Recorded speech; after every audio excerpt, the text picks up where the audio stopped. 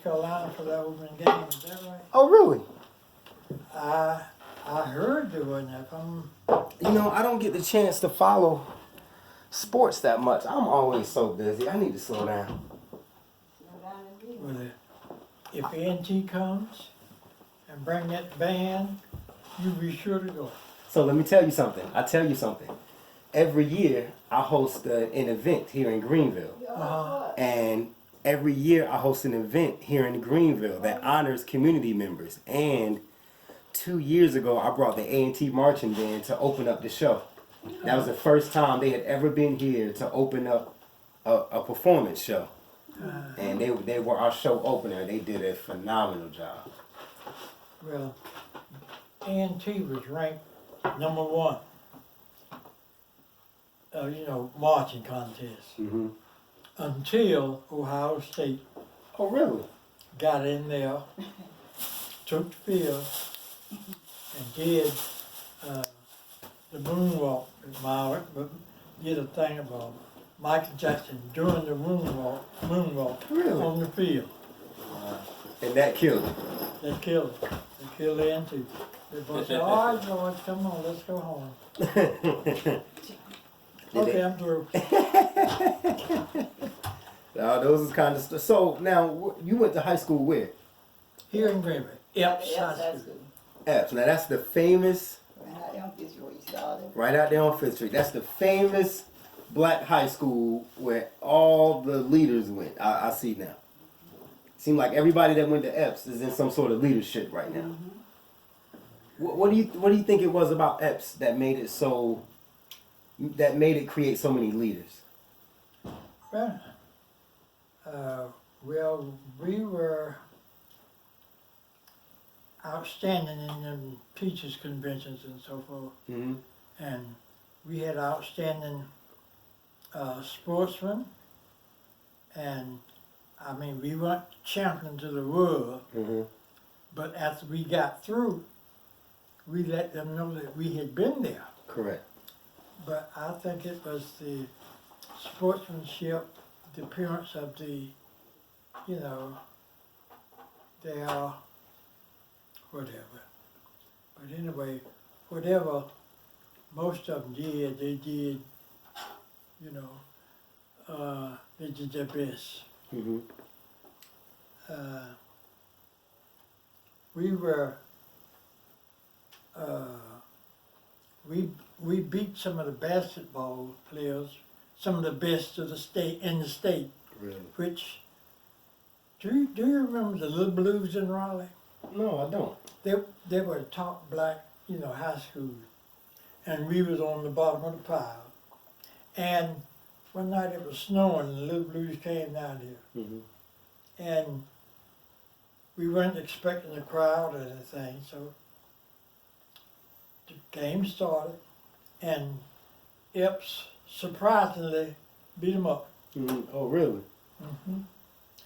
Sometimes the unexpected events that happen were unexpected, and they were expected to be noticed, I guess. Yeah. Yeah. So now, what was the West Greenville community like during those times? Beg pardon?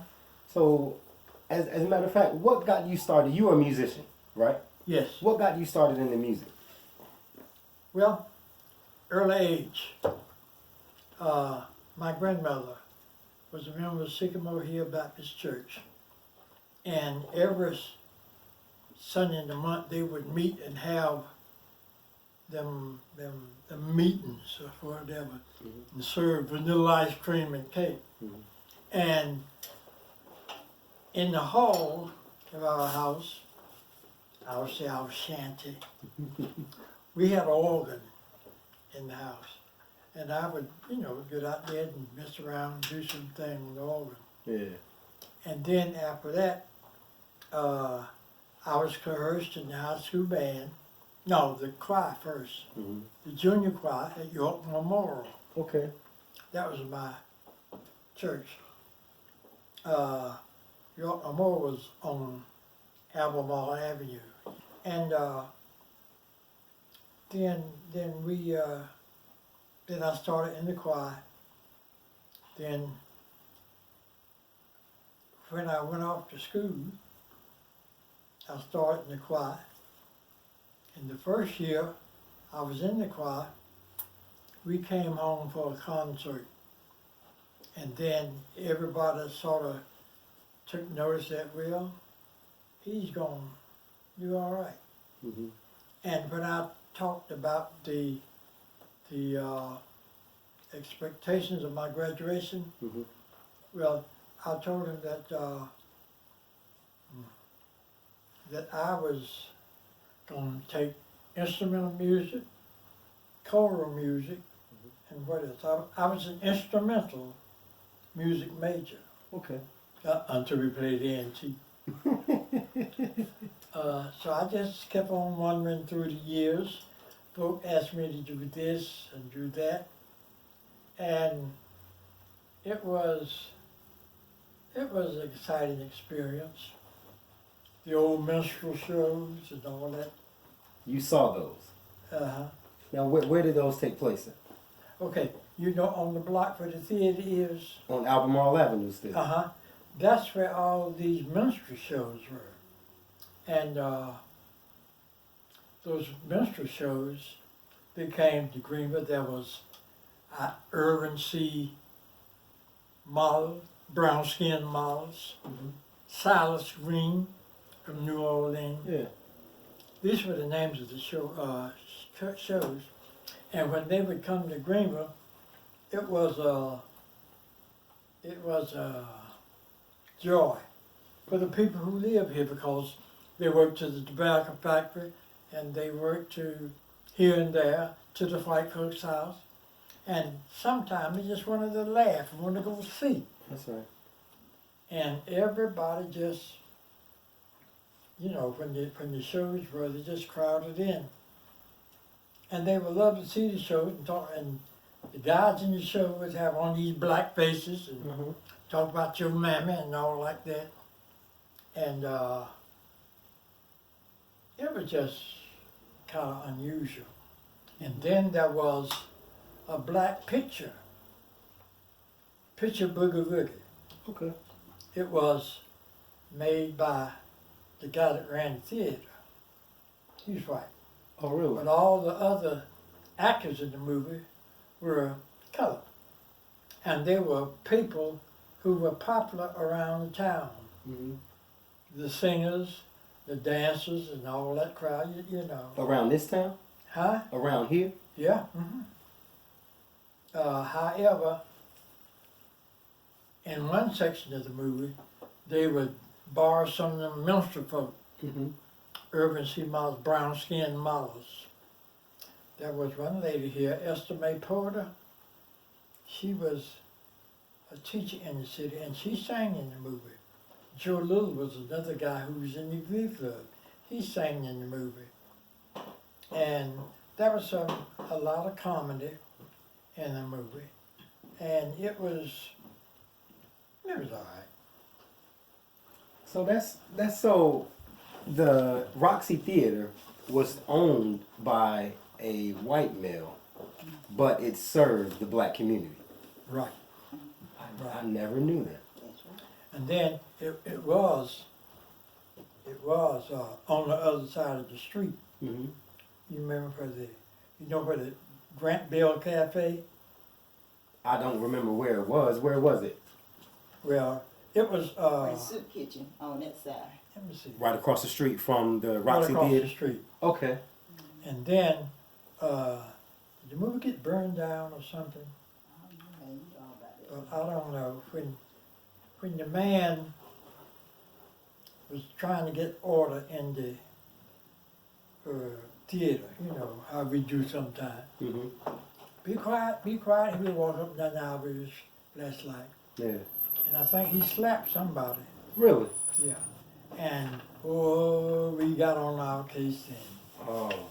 That was the first protest of riot in Greenville. A Really? white man slapped somebody, and then that's when he maneuvered and built this other building, the Roxy. Oh, so the Roxy came as a result of an insult to one of the moviegoers, but owned by the same man. So the movies used to be somewhere else, and then they built. Right, uh-huh. So where was the first movie theater at? The plaza was, I think, Was it in the same area around Albemarle, or just across the street. just across the street? Oh, You know where Benny Boy's Cafe is on Albemarle? On the corner. I know where Benny Boy keeps his little office at now, close to where the ice house used to be. Okay, it was, okay. That was the cafe on Albemarle. There were two. One was Red Wilson, Okay. and the other one was Grant Bell. Mm-hmm. Grant Bell had the cafe, his cafe, on the other side of the street in front of Red Wilson. Okay. And further down toward the church was Roxy Theater. Mm-hmm. It was in running distance. Oh wow. It's coming from Fish. And as I said, the Roxy was built as a result of a slowly forgiven pace of this man.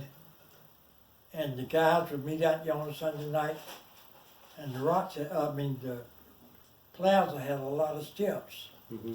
And the folk on the other side of the street would just meet out and hear them, "Hey, get on from there. Mm-hmm. Come from up there. I'll throw this brick up there." Mm-hmm. And that's how that resulted in the lady that sat in the ticket box. She wanted her job, so she had to keep her job. Mm-hmm. She served in the ticket office in both places. Really?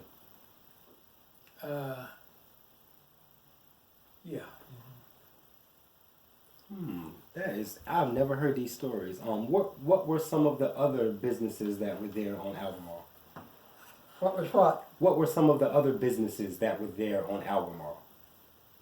Okay. Let me see now. On the corner was, no, that was the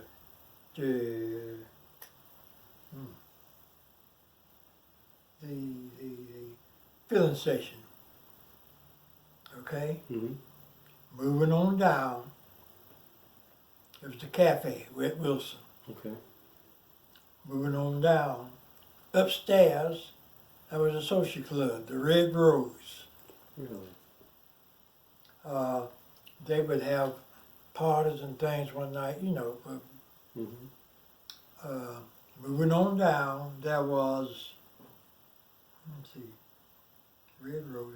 There was Kenny's Barber Shop. Okay. All right. Moving on down, there was the fish market.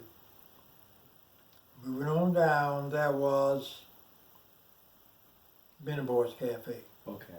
end of the block. Mm-hmm. All right. The Roxy Theater, the Plaza Theater was on the other side of the street. Street. Uh-huh. Same place where the York Memorial was. Is that the same place that York Memorial was? Okay. No. You had to cross the street to get York Memorial. Okay, gotcha. The same side of the street Same that the side. theater was on. Gotcha.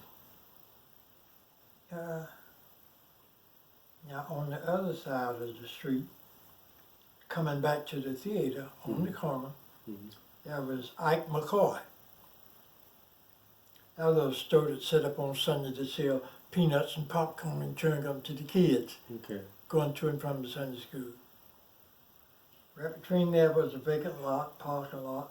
Next to there was the theater, Mm-hmm. the Plaza Theater. Mm-hmm. Next to that was another vacant lot, and next to that was the Grant Bell's Cafe. Okay. Next to that was a vacant lot, and next to that was a taxi stand, end of the block. Okay. Right behind the cab stand was Bill again, one of them, his sons.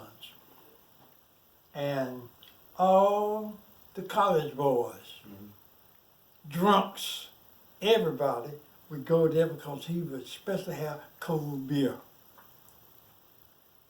He would keep cold beer cold year round, and everybody wanted to race there. Oh wow. Everybody wanted to get them cold beers. That was, yeah, the end of that street there.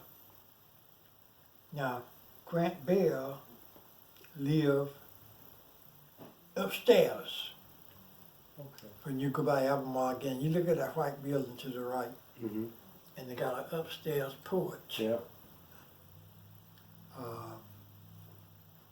He had, there was Fillmore, there was Charles, there was,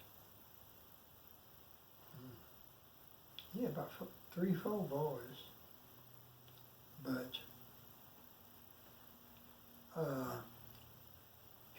the cafes had a specialty. Mm-hmm. And everybody, our specialty was stew beef and cabbage. Okay.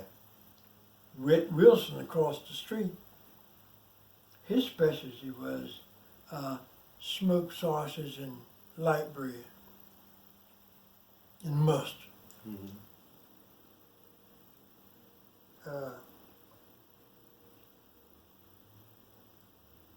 The stew beef king,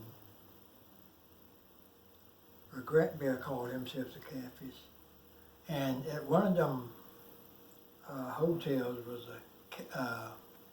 the cabs would pick up there, you know, if you want to go someplace, meet me at the city cab stand. So was this area the only black community, or were there other black communities around? Yeah. No. Oh, this was the only one. Downtown, where the town coming is, Mm-hmm. all black. Yeah. All black. All black. And then the redevelopment set in. Mm-hmm. Did you see the picture of Sycamore Hill Church? I did. Okay. From the church on back, the 4 or 5 streets on the back, Mm-hmm. all black. Then redevelopment set in, and they had hearings at Sycamore Hill Baptist Church. And the black folk were upstairs in the balcony, and the other folk were sitting down in the audience, white folk, because it was a mixed audience. Mm-hmm. And Reverend Nemo, who was the pastor of Sycamore Hill, says he got up, made his short statement, and then crawled on back to his seat. In the name of the Father, in the name of the Son, Mm-hmm. in the name of the Holy Ghost, please do not interfere with the house of God. See, they had to tear the church down. Plus they had to go and move the graves that was seated behind and on the side of the church. Mm-hmm. But the proclamation fell, and all the black folk had to move from down there on this side. Now, my grandparents' house was on the corner where the post office sits now, Okay. downtown. Mm-hmm. I mean the whole town. Okay. That whole side had to move. Green Street, Yeah. everybody to the left side of Green Street Move. had to move. Mm. Had to move. See, you're talking about redevelopment. Mm-hmm. I keep up with it. I used to pick cotton over here. So there were fields over here. That's right, when we moved over. When we knew to that the little service lots. was coming to town, Uh-huh. and it was time for cotton fair. picking time. Mhm. Oh, they would let the kids out at 12 o'clock to go Peacock. to the fields so they can make some money to go to the circus, go to the fair. And over here, where I pick cotton over here myself. And where were these fields? Where? Right here, when we moved here, they hadn't been too long start building up in this area. The road stopped right at the corner of the house.